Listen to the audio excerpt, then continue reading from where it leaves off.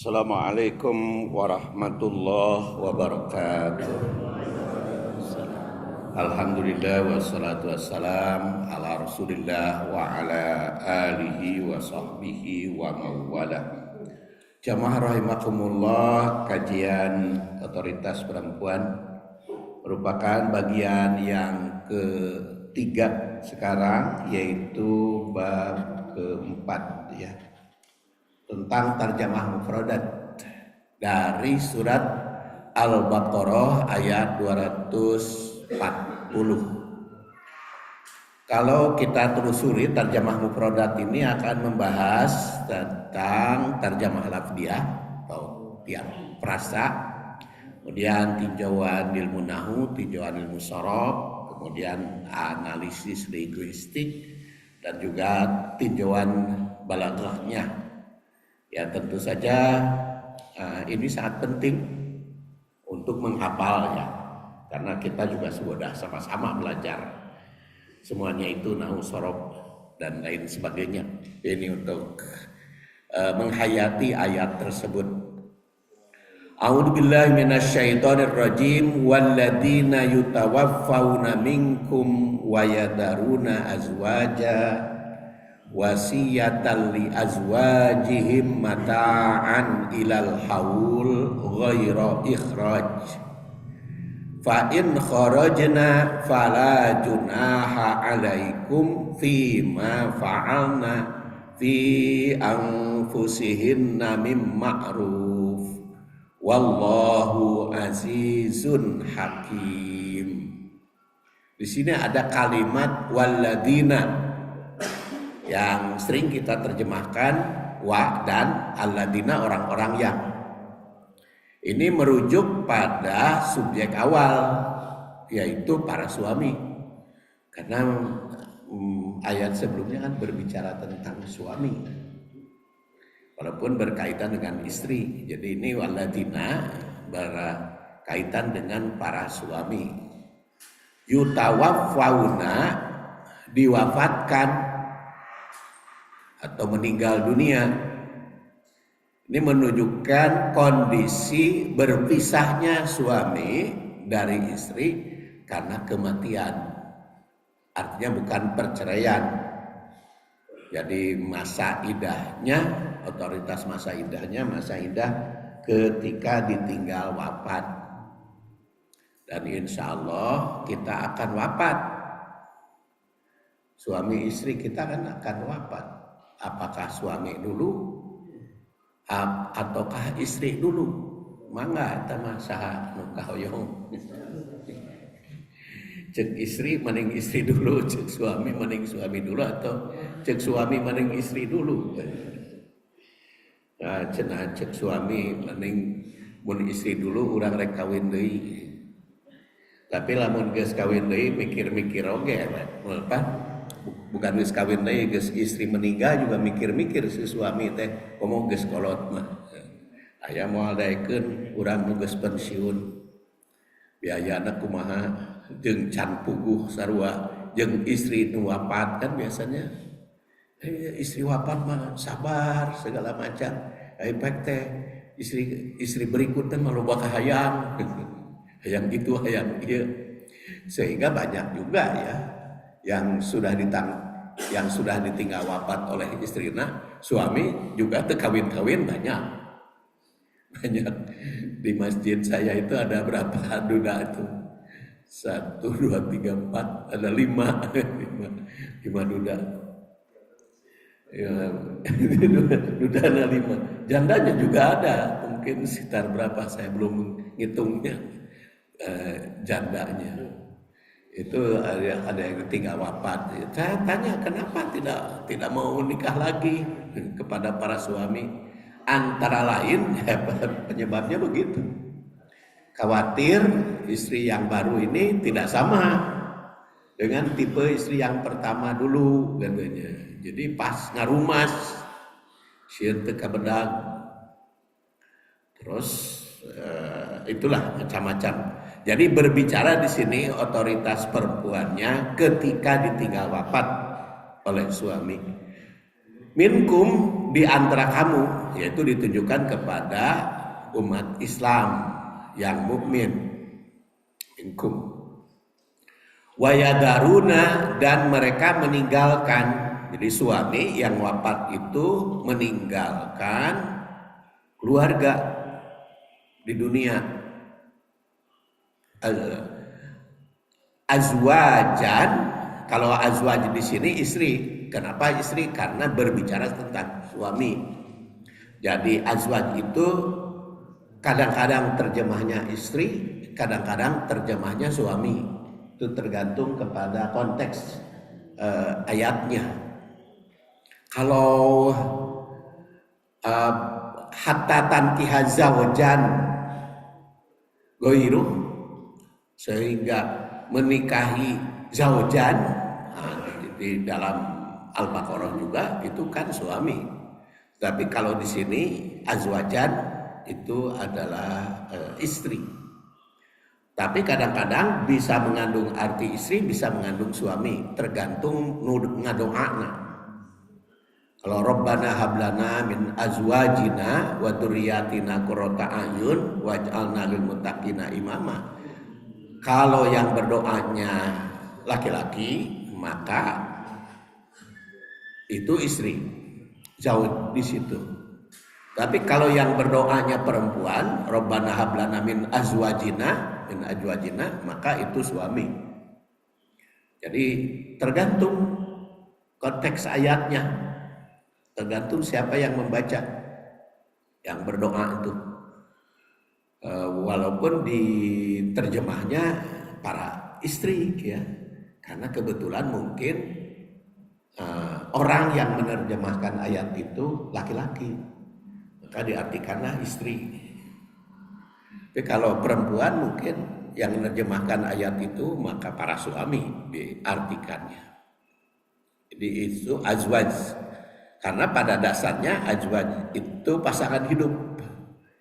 Jadi kalau wayadaruna azwajan, tentu saja di sini objek perlindungan. Yakni perempuan yang berstatus janda karena cerai mati.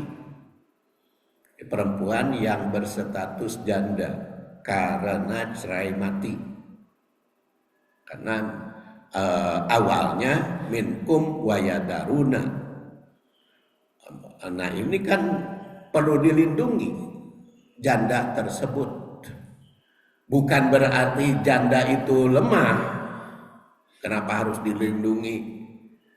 Tetapi otoritasnya memang butuh perlindungan. Butuh, ya bagaimanapun adalah perbedaan antara suami ditinggal wafat oleh istri dengan istri yang ditinggal wafat oleh suami. Mungkin di dalam perasaannya, mungkin di dalam keadaannya. Karena apa? Karena statusnya suami sebagai pencari nafkah. Qawamun 'alan nisa.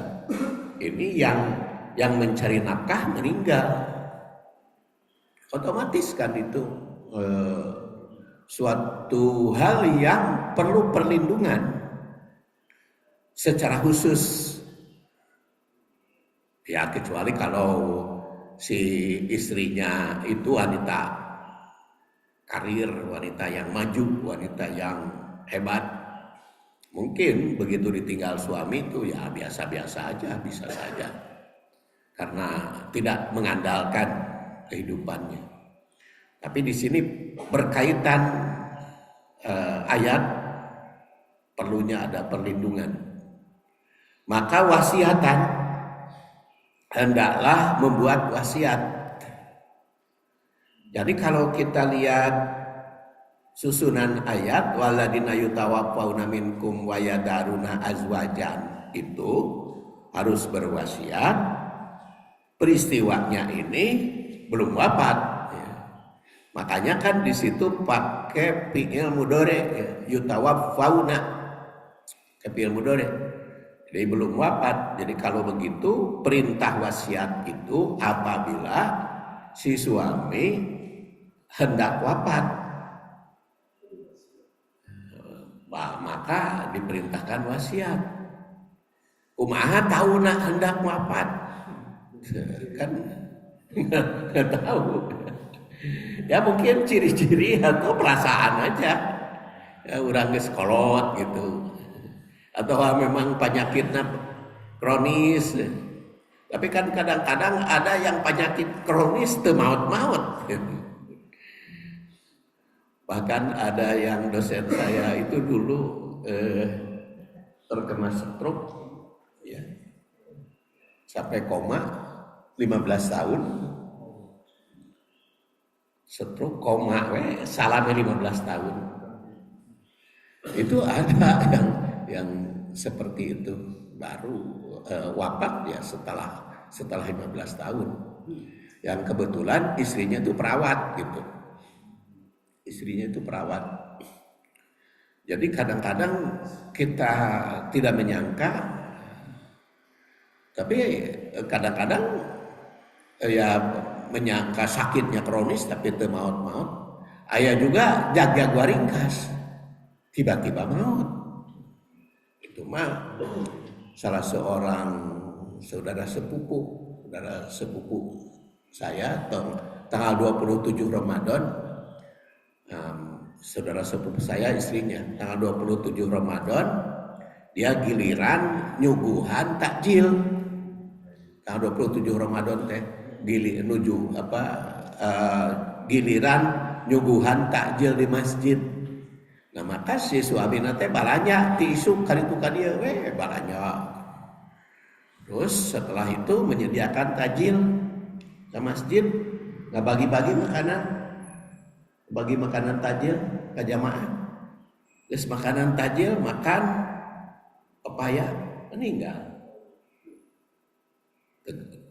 meninggal pada saat itu dibawa ke rumah sakit benar meninggal. Nah itu kadang-kadang begitu. Ya, jadi tersangka gitu ya, urusan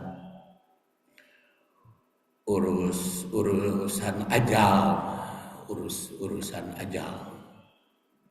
Beda dengan kakak saya yang paling besar itu stroke-nya lama, tapi bulan Ramadan yang lalu meninggal. Tapi kalau kakak yang sekarang itu stroke-nya sudah 3 tahun. Sudah 3 tahun.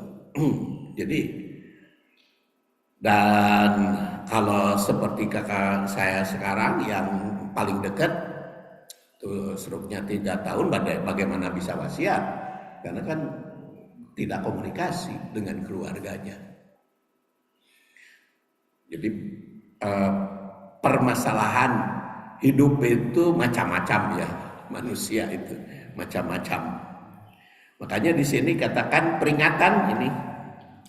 Jadi kalau dikatakan waladina yutawaffawna minkum wa yadaruna azwajan,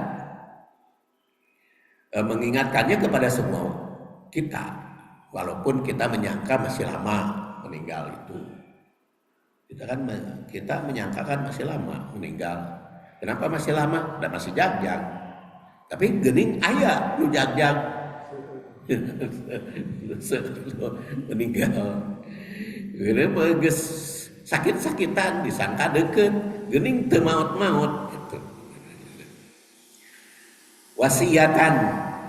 Tapi prinsipnya di sini kalau kita punya istri yang pika melangeun, mungkin begitulah kira-kira. Pika melangeun, cobalah berwasiat. Li azwajihim, untuk para istri, untuk kepentingan istri. Jadi penegasan bahwa hak wasiat tersebut secara spesifik milik sang istri, jadi wasiatnya untuk istri. Tapi yang paling penting mungkin isi wasiat sekarang mah berkaitan karena kalau urusan warisan maka sudah diatur ya oleh Al-Quran dan hadis. Tapi urusan harta, kedudukan harta yang perlu diwasiatkan karena khususnya di negara kita ya, di Indonesia, karena hukumnya punya hukum perundang-undangan tersendiri urusan keluarga. Urusan keluarga. Karena ada hukum di Indonesia itu harta yang didapat setelah pernikahan maka itu milik berdua. Dalam kompilasi hukum Islam kan begitu. Jadi harta yang didapat setelah pernikahan maka kedudukan harta itu milik berdua. Tapi disebut milik berdua teh apakah setengah-setengah, apakah lebih banyak suami, apakah lebih banyak istri. Itu mah adat masing-masing kan berbeda. Kalau di Minang kan ada harta yang bukan warisan kan. Eta mah namun dari ke pihak perempuan kan di Minang itu. Kata naon tadi gitu. Lineal, matrilineal. Jadi dari orang tua ke perempuan, gedung-gedung tinggi itu kan, gedung Bagadang itu warisannya kan ke perempuan. Jadi itu hak guna pakai ya, tidak boleh diwariskan. Itu di Minang. Jadi otomatis ada adatnya, ada harta yang tidak dibagikan. Tapi itu turun-turun lewat perempuan. Ada harta yang diwariskan. Nah itu teh perlu wasiat. Apalagi kalau suaminya orang Sunda, gitu. Istrinya orang Minang, suaminya orang Sunda. Akan perdebatan terjadi nanti di dalam pembagian waris. Makanya harus digunakan wasiat kedudukan harta. Atau suami orang Sunda, istrinya orang Jawa. Adatnya kan beda. Kalau Sunda lalaki satanggungan, awewe saaisan. Itu adat Sunda. Kalau Jawa gono gini. Itu kan adat Jawa ya. Gono gini itu udah di Indonesia mah tidak ada istilah gono gini. Yang ada lalaki satanggungan, awewe saaisan. Nah itu kalau adatnya sering timbul gitu. Ya kalau ketika bersuami istri mah tos rukun gitu. Tapi begitu meninggal salah satu sering timbul persoalan. Nah ini yang penting wasiat kedudukan harta. Kedudukan harta teh harta yang ada setelah dimiliki oleh keluarga, oleh suami istri. Eta teh berapa persen milik suami, berapa persen milik istri. Dan dalam wasiat itu kalau ibu atau kalau istri meninggal lebih duluan, maka warisan yang dibagikan itu atau harta yang dibagikan itu ini. Nah itu yang perlu wasiat. Ari hak istri, hak anak, hak orang tua dan sebagainya mah udah diatur sama oleh Al-Qur'an. Cuman yang tidak diatur oleh Al-Qur'an itu adalah kedudukan kepemilikan harta. Kunaon atuh teu diatur oleh Al-Qur'an dan memang macam-macam. Mata Quran juga teu ngatur kitu mah. Mata Allah teh geus tahu gitu. Nu kararieu mah macam-macam adatna, makanya teu diatur ku Quran kedudukanna mah. Karena maka disitulah ada perundang-undangan, ada undang-undang dasar, ada perundang-undangan. Al-Quran ada sanes undang-undang, ai undang-undang maka buatan manusia. Al-Quran mah sanes undang-undang. Itu mah firman Allah Al-Quran. Hadis ya sabda Nabi. Ya, kalau undang-undang mah kan ya mungkin itu jadi persoalan ya, karena ada yang berpendapat bahwa Al-Quran itu undang-undang dasar, kemarin undang-undang dasar, nah, pan ada undang-undang dasar mah buatan manusia. Undang-undang dasar 45 itu kan buatan manusia, bisa berubah, bisa diamandemen. Quran kan tuh bisa diamandemen. Jadi bagaimana disebut undang-undangnya kalau Qurannya? Apa itu? Ya pokoknya firman Allah ya Quran mah. Kalau hadis ya sabda Nabi gitu. Kemarin sebut undang-undang, nah ada buatan manusia kalau undang-undang. Nah itu, jadi kembali kepada yang tadi, ternyata bagi kaum muslimin di di dunia itu beda-beda kan pendapatnya, pandangannya. Makanya Quran tidak mengatur kepemilikan, tapi kepemilikan mah sesuai dengan perjanjian masing-masing. Sama halnya tugas di dalam rumah tangga kan teu diatur ku Quran, teu diatur ku hadis. Seperti siapa tugas yang mencuci piring, siapa tugas yang mencuci pakaian, siapa tugas yang mengepel, siapa tugas yang mepokan bayi. Yang disebut oleh Al-Quran mah nunyusuan, kata Quran disebut. Wal walidat yurdina auladahunna, nunyusuan ya perempuan anu mere susuna ka bayi kan tuh disebut Quran. Karena apa? Disitulah ada persoalan-persoalan wasiat dalam kehidupan itu. Jadi kenapa? Kan timbul pertanyaan, kok kenapa hukum waris itu sudah jelas, tetapi ada hukum wasiat, ada aturan wasiat. Nah, walaupun ya di kalangan ulama pada masa lalu juga sudah ada perdebatan istilah nasih mansuh. Kan ada yang beranggapan bahwa Quran tentang wasiatnya dimansuh oleh waris. Nah, itu mungkin untuk pada saat itu mah, pada saat tafsir itu disusun, ya beres aja gitu dengan wasiat. Tapi kalau justru dengan tidak ada wasiat, beres saja, hukum waris saja. Sehingga kan ada yang membagi waris teh. Pokoknya begitu meninggal, bagi waris ulama dibagikannya, pokoknya istri 1/8. Tengah hiraukeun hek harta di mana, pokoknya istri 1/8. Ka anak teh jeung ka indung babana jadi persoalan. Jadi protes di kalangan ibu-ibunya. Kok kenapa? Lu saya ikut berusaha ngabantu suami ngan ukur dapat 1/8. Ini apalagi kalau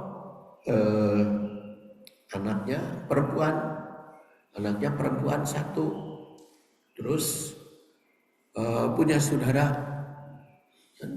perempuan 1 dapat 1/2, istri 1/8, saudara gede kan, sesana, jadi akan lebih daripada istri. Ya, itu yang sering jadi persoalan,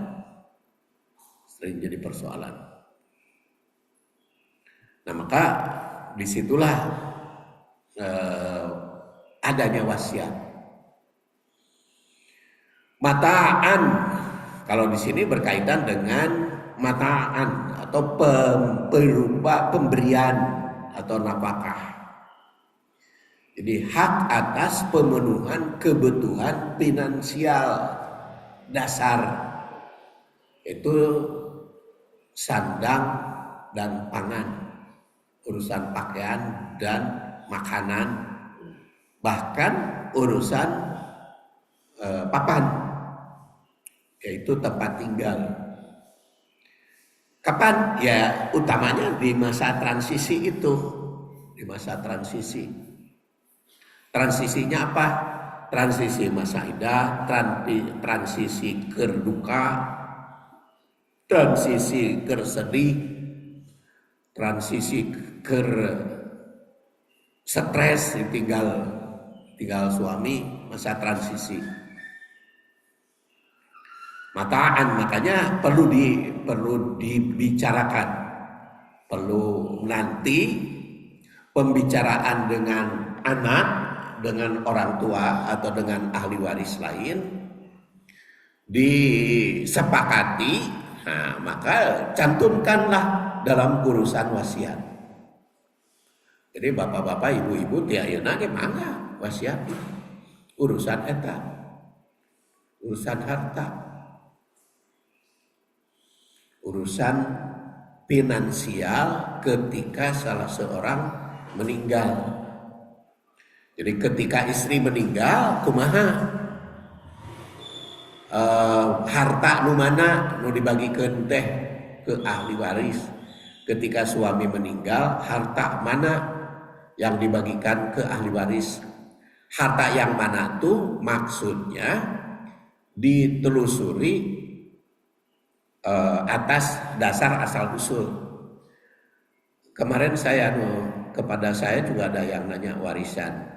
Pertama kali pertanyaan warisan nama, Ustadz katanya bagaimana seorang perempuan meninggal, dia punya anak, yaitu anak dari suami pertama 3 orang, laki-laki 2, perempuan 1, dan anak dari suami kedua, laki-laki 1.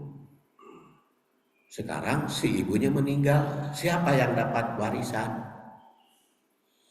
Ya waktu itu praktis saja saya jawab, ya anaknya tuh. Yaitu anak dari mana? Ya anak dari suami pertama maupun anak dari suami kedua dapat warisan, kan itu statusnya anak. Tapi persoalannya katanya, ketika ditinggal wafat oleh suami pertama, itu nggak bagi waris. Jadi harta suami pertama teh dipegang oleh istri. Terus dipegang oleh istri, kawin ke suami kedua.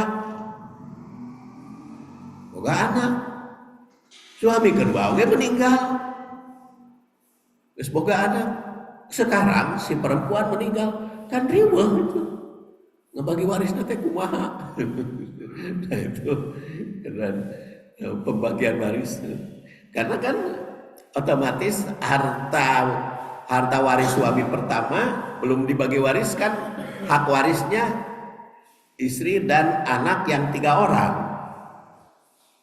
Tapi ketika dari harta suami kedua, maka ahli warisnya yang 1 orang. Tapi kedudukan hartanya itu milik siapa?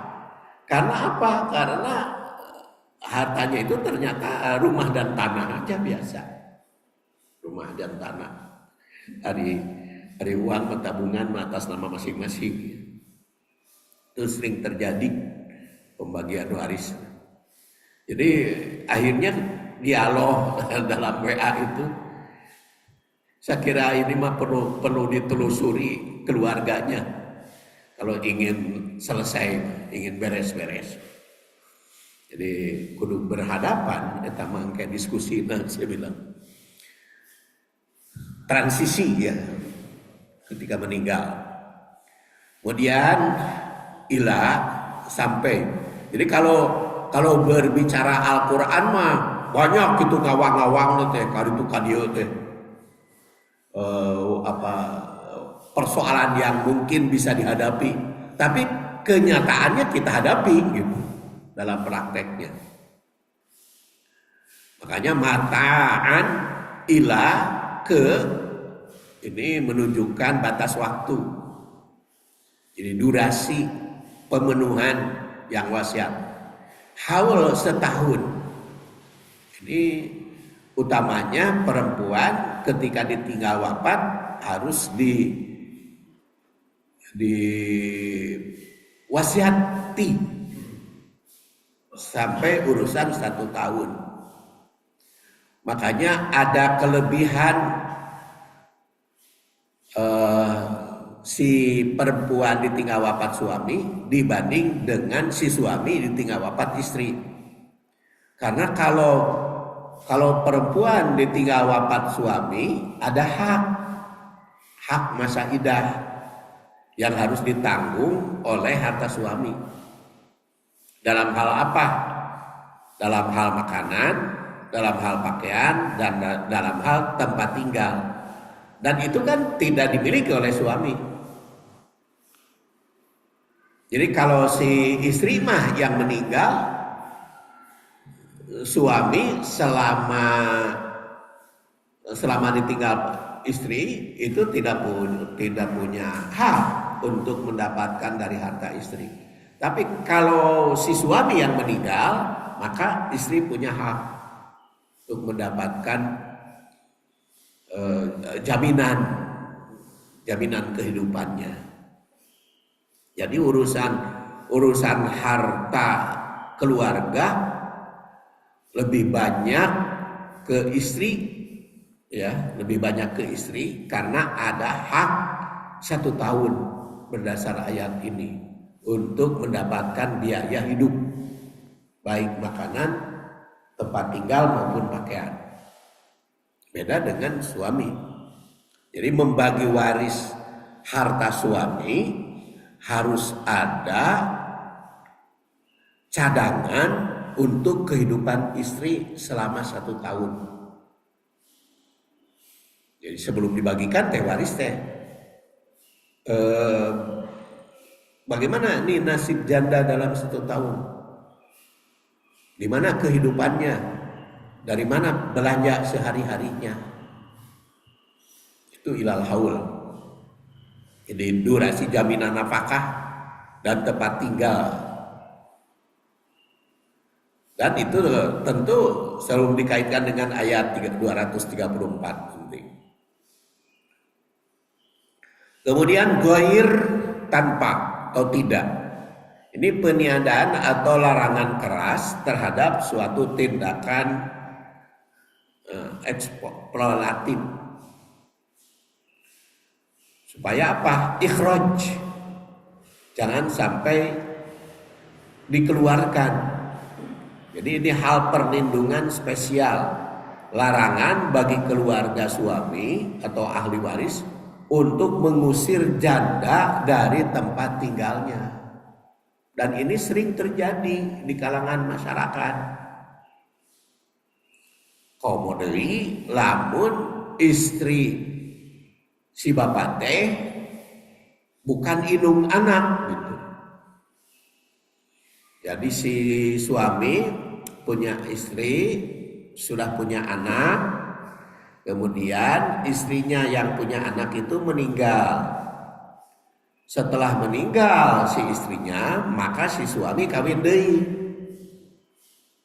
ke perempuan berikutnya. Nah, sekarang setelah kawin deui, si bapak teh meninggal dunia. Kan ada janda di situ.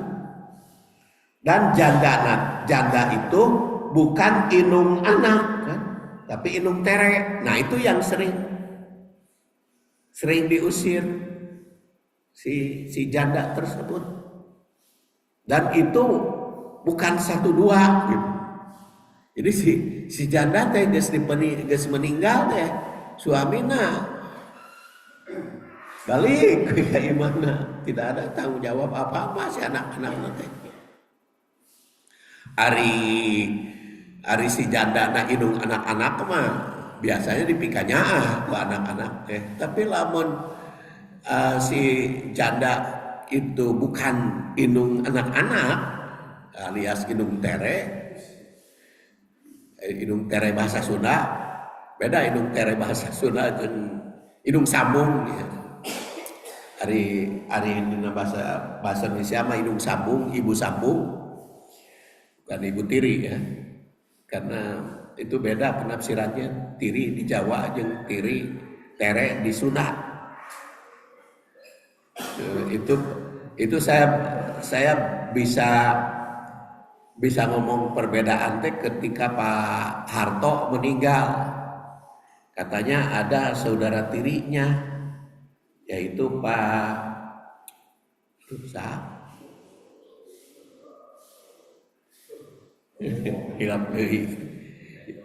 Itu teh istilahnya katanya saudara tiri.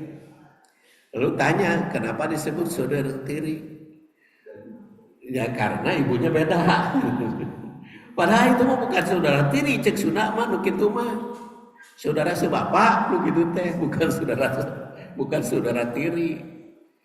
Atau disebut saudara tiri teh bapana beda, indungna sama. Bapana beda, indungna sama. Sebutnya saudara tiri di dukating bahasa Jawa, dukating bahasa naon. Sebab yang dimaksud dengan saudara tiri di dalam Makanya dalam dalam menyusun buku waris teh kita kudu tahu gitu istilah daerah-daerah teh, karena buku kita kan disebarkan ke Indonesia, ke seluruh Indonesia. Jadi itu perlu.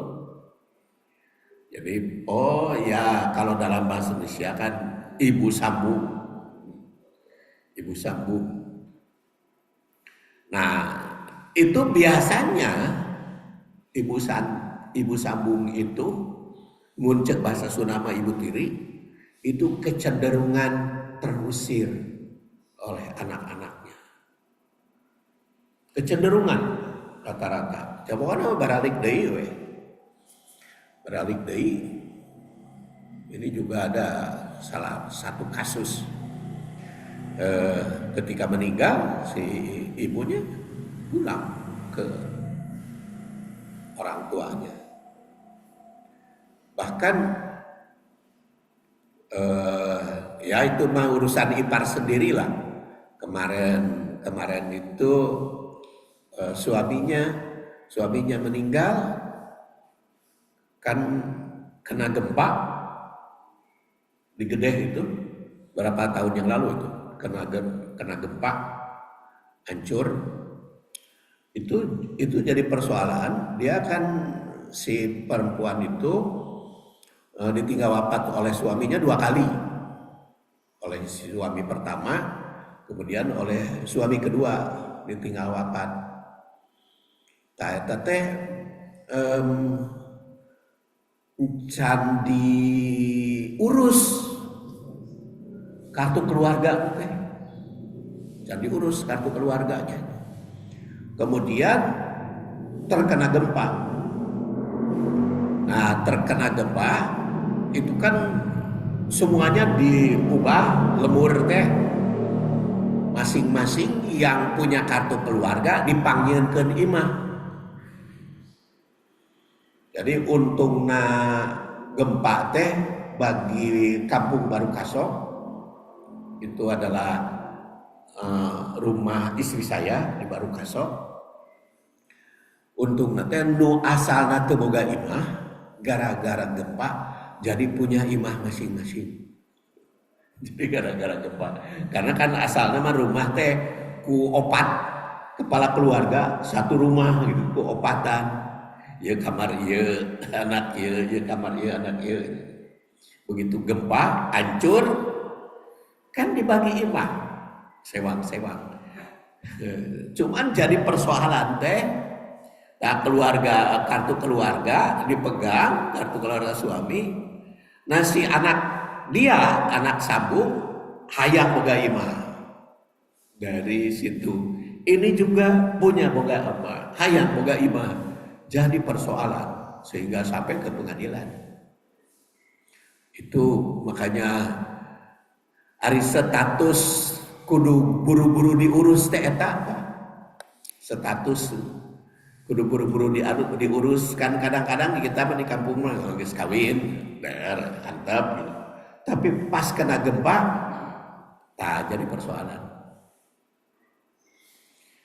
Jadi sering terjadi ghairo ikhraj. Jadi Quran itu sudah berbicara 14 abad yang lalu ini kan. Quran itu berbicara kepada kita 14 abad yang lalu. Ternyata persoalan ghairo ikhraj itu sampai sekarang itu sering terjadi. Dan fa'in kharajna, maka jika ini kata hubung bersyarat-syarat yang membuka ruang alternatif. Kharajna, mereka istri itu keluar. Jadi bukti agensi perempuan, hal inisiatif janda untuk keluar atau kemauan sendiri, bukan karena diusir. Fa'in kharajna. Jadi boleh saja si perempuan itu setelah ditinggal wafat oleh suami keluar dari rumahnya kembali ke orang tua. Ini tadi yang saya katakan utamanya mah perempuan yang bukan menjadi ibu si anak-anak. Ari nu jadi ibu si anak-anak mah suka dipertahankan oleh anak. Sawias bu jeung abdi we oleh anak-anak atau ditanggung. Bagi ibu sambung dia sering terjadi. Fala maka tidak ada. Jadi ini peniadaan beban hukum atau stigma. Junaha dosa, tidak ada pelanggaran norma agama maupun sosial jika janda tersebut mengambil keputusan. Jadi nggak masalah kalau si janda itu ngambil keputusan mau keluar atau berada di tempat.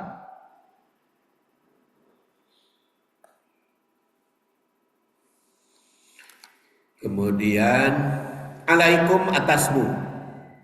Jadi ini tertuju bagi para wali, ahli waris atau masyarakat untuk tidak menghalangi keputusan perempuan tersebut. Ya, kalau sudah ditinggal oleh suami, apakah dia mau tetap di rumah ataukah mau pindah rumah. Jadi tidak boleh dihalangi. Kan ada di kalangan kita, namanya cenah kan masih masa idah.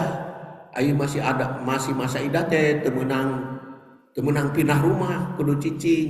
Nah, kalau berdasar ayat ini, ya kalau dia inginnya pindah kan tidak masalah, asal keinginan sendiri, tidak boleh sote diusir. Jadi meninggal suaminya, si istrinya teh pindah balik ke orang tuana. Kalau keinginan dia nggak apa-apa. Yang tidak boleh teh diusir oleh anak-anak. Ayeuna mah bapana geus maot, ya rumah anak-anak. Nah, suruh pulang, nah itu yang tidak boleh diusir. Tapi kalau dia berkeinginan sendiri, tidak boleh diusir. Bahkan di sini dikatakan fima, dalam, terkait segala bentuk pilihan hidup yang diambil. Fa'alna, apa yang mereka lakukan oleh perempuan itu. Tindakan atau keputusan sang janda, misalnya urusan keluarga, urusan bekerja, atau urusan menikah lagi kalau sudah habis masa idah, itu tidak boleh dilarang. Makanya ini berlaku juga bagi anak-anak. Anak-anak itu suka nyarek gitu. Lamun janda rek kawin deui teh. Pas habis masa idah mau nikah lagi, itu teh jadi persoalan anak-anak teh. Suka ngahalangi gitu. Suka ngahalangi. Dan ini kasusnya juga yang saya contohkan teh ada gitu kan. Ada kasus-kasusnya. Jadi si perempuan itu begitu ditinggal wafat oleh suaminya, kemudian bekas pacarnya dulu juga ditinggal wafat oleh istrinya. Di tempatnya dia punya pacar dulu, bahkan bukan pacar, pernah kawin, ya, pernah nikah. Cuman karena pada saat itu masih budak, masih ngorak, sehingga tengah hadean baru kawin ke seorang ini. Nah sekarang kasusnya sama, si bekas suaminya dulu nutu di hadean ditinggal istri, ya si perempuan ini ditinggal suami. Maka begitu habis masa idah kan bertemu, hayang balik deui si suamina, si istrina oge nya meureun jika nama kudu balik deui sabab suami meninggal. Itu teh anak-anaknya lah rame persoalan. Si anak-anaknya itu pecah gitu. Ada yang setuju, ada yang manya cenah kakara oge habis masa idah kudu kawin deui. Nah, itu jadi persoalan.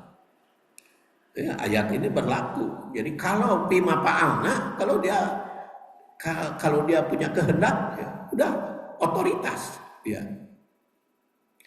Bahkan di sini dikatakan fi anfusihinna, terhadap diri mereka sendiri.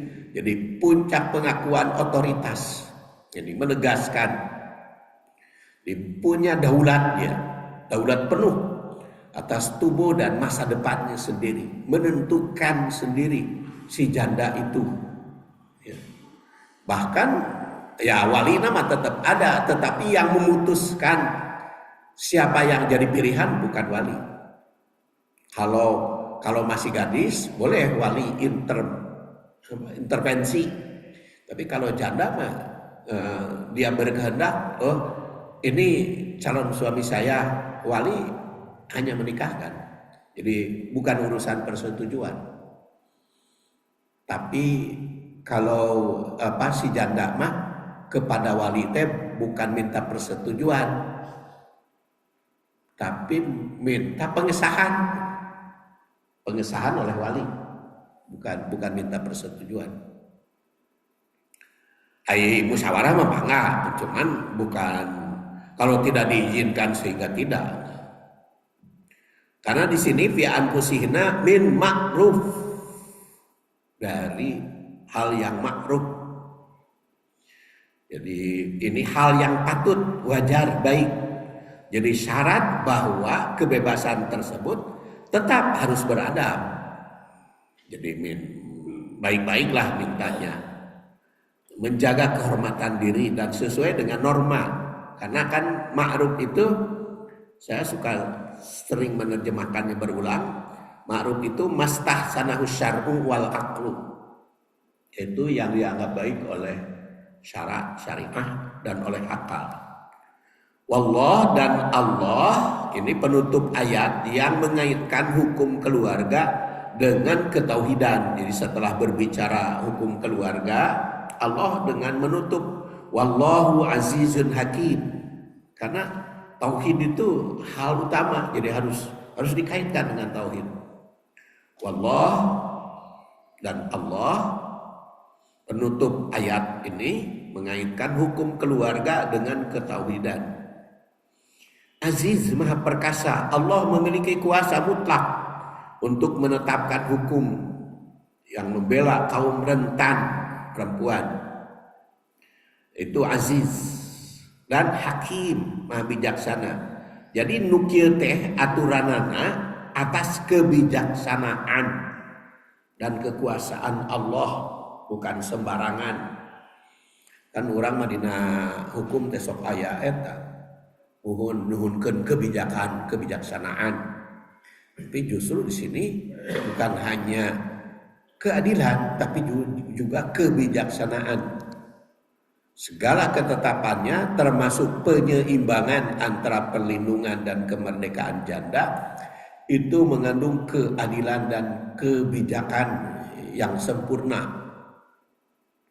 Tah mangawe tama perseptik ilmu nahu sorop, terus di sini ada juga balagoh, ya, kaitan dengan balagoh, ada juga linguistik. Mangawe dia harus nyalira aku masing-masing, karena sudah jam 6 baru terjemahnya. Ini juga perasanya mangawe dia harus nyalira. Kita akhiri saja dengan bacaan doa, insyaallah bersambung ke makalah berikutnya. Subhanakallahumma wa bihamdik asyhadu an la ilaha illa anta astaghfiruka wa atubu ilaik. Assalamualaikum warahmatullahi wabarakatuh.